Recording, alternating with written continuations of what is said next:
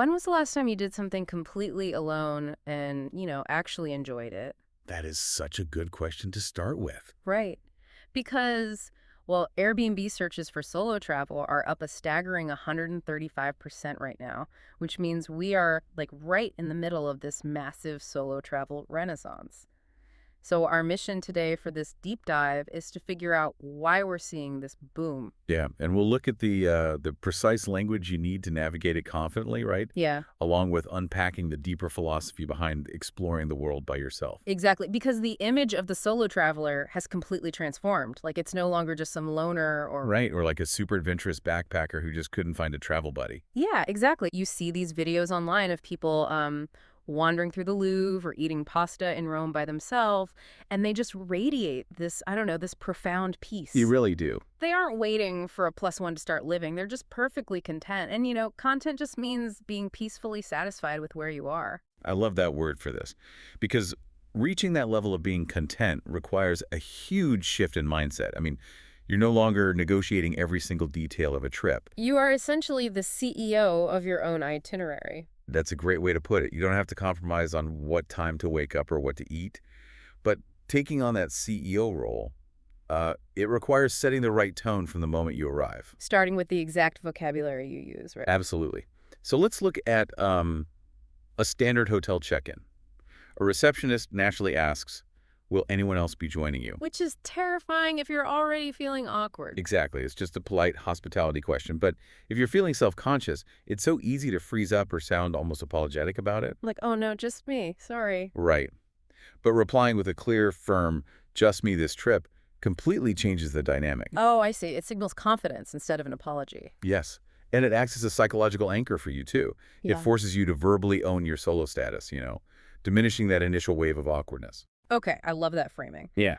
But let's be real about the ultimate test for most solo travelers, which is the restaurant. Oh, the dreaded solo dinner. Right. Walking into a crowded dining room alone often feels like, I don't know, walking onto a stage without a script.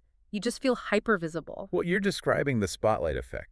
It's that cognitive bias where we falsely believe everyone in the room is watching and judging us. When really they're probably just looking at their own food. Exactly. They're entirely focused on their meals. So to counter that feeling, you use intentional language. You walk right in and say, table for one, please. And what if the host gives you that sort of pitying look? If they hesitate, you just add, I'm in the mood for a quiet meal. Oh, wow.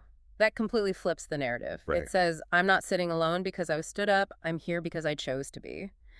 But here's the real challenge. You sit down, the food hasn't arrived, and your immediate instinct is to pull out your phone to look busy. Oh, the digital crutch. We all do it. How do we override that? By leaning into the environment instead of escaping it. Like, engage the server directly. Ask them, what would you personally recommend? So you're building a connection right there. Exactly.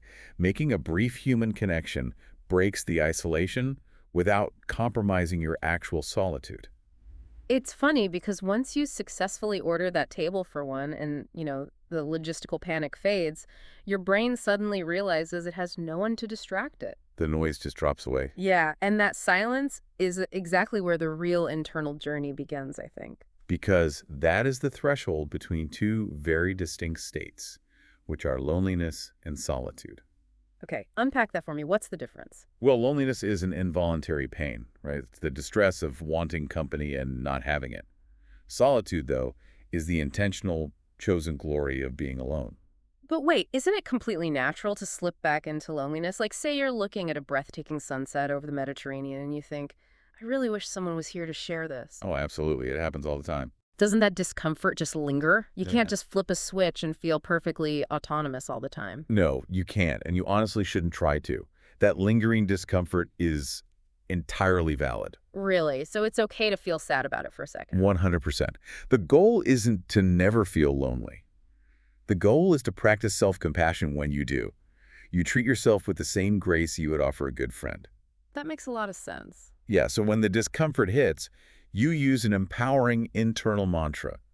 Something like, this moment is mine. This moment is mine. I love that because you earned it. I mean, you navigated the airports and the reservations to get there. Precisely. And functionally, pushing through those uncomfortable moments alone It wires your brain for ultimate resourcefulness. You start to build that muscle of like, I'll figure it out. Exactly. I will figure it out.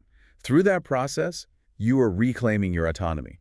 You prove to yourself that you have the power to navigate the world entirely on your own terms. So what does this all mean for you listening right now? It means that waiting for the right time to go, or, the right person to go with, is a complete myth. It really is. You do not need a travel partner. You just need a departure date. So we started today by asking when you last enjoyed doing something completely alone. And hopefully you're ready to try it out soon. Right. I want to leave you with this final thought. If you knew that traveling alone would fundamentally change you, what is actually stopping you from booking the ticket?